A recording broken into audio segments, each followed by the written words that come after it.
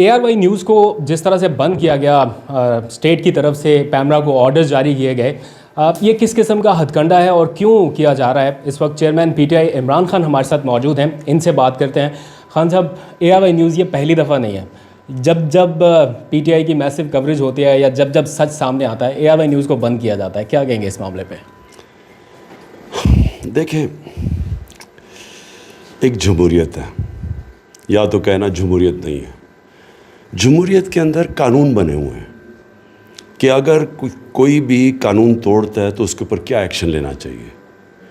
جمہوریت کے اندر یہ آپ نہیں کر سکتے کہ ایک چینل کو فیصلہ کیا کسی نے اور ایک دم بند ہو گیا، نہ کوئی شو کاز نوٹس دیا، نہ کوئی بتایا کیا وجہ ہے، ایکسپلین کرنے کا موقع نہیں دیا چینل کو بھی اور جو بول رہا تھا اس میں۔ تو پہلے تو یہ ایک جمہوری معاشرے کے اندر ایسے نہیں ہوتا۔ دوسری چیز جو شہباز گل سے کیا،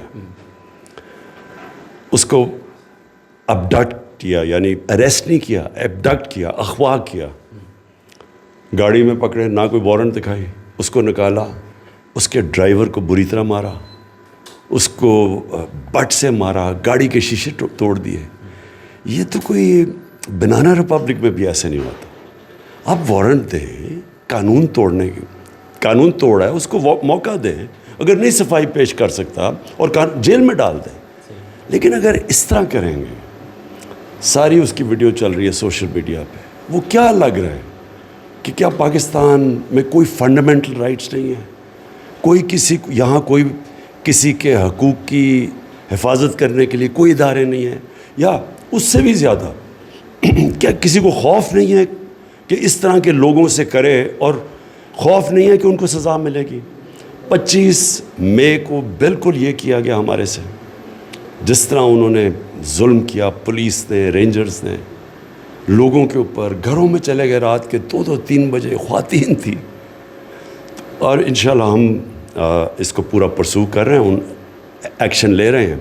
لیکن جب وہ کر رہے تھے تو ان کو خوف، کسی چیز کا خوف نہیں تھا کہ ان کے اوپر کوئی ایکشن لیا جائے گا۔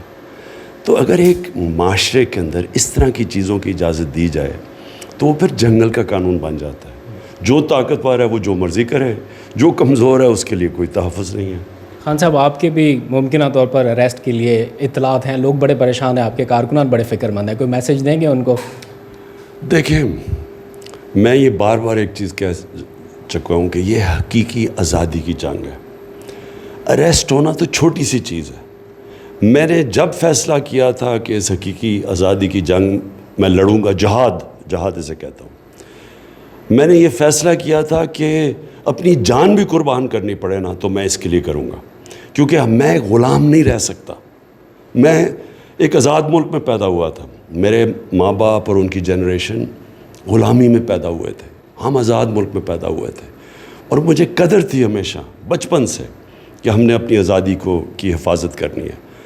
کوئی بھی قربانی دینی پڑے میں اس کے لیے تیار ہوں۔ اور آخر میں ARY کے جو اینکرز ہیں، جو رپورٹرز ہیں، جو فیلڈ میں اترے ہیں، ان کے لیے کوئی میسیج اس مشکل وقت میں؟ دیکھیں، ہمارے سامنے ہمیشہ 2 راستے ہوتے ہیں۔ ہم نماز میں اللہ سے مانگتے ہیں کہ اللہ اس راستے پہ لگا جس پہ تو نے نعمتیں بخشیں، دوسرے راستے پہ نہ لے جا جو کہ ایک انسان کی تباہی کا راستہ ہے۔ یہ ہمیشہ ہمیں فیصلہ کرنا پڑتا ہے زندگی میں کہ ایک ہے رائے حق۔ رائے حق جو ہے، جو سیدھا راستہ ہے، وہ مشکل راستہ ہے، وہ ہمارے نبی صلی اللہ علیہ وسلم کا راستہ ہے۔ ان کی زندگی آسان نہیں تھی، لیکن وہ ایک انسان کی عظمت کا راستہ ہے، مشکل راستہ ہے۔ اب ہمیشہ جب انسان کے سامنے 2 چوائسز آتی ہیں، ایک آسان چوائس ہوتی ہے کہ ظلم کے سامنے سر جھکا لو۔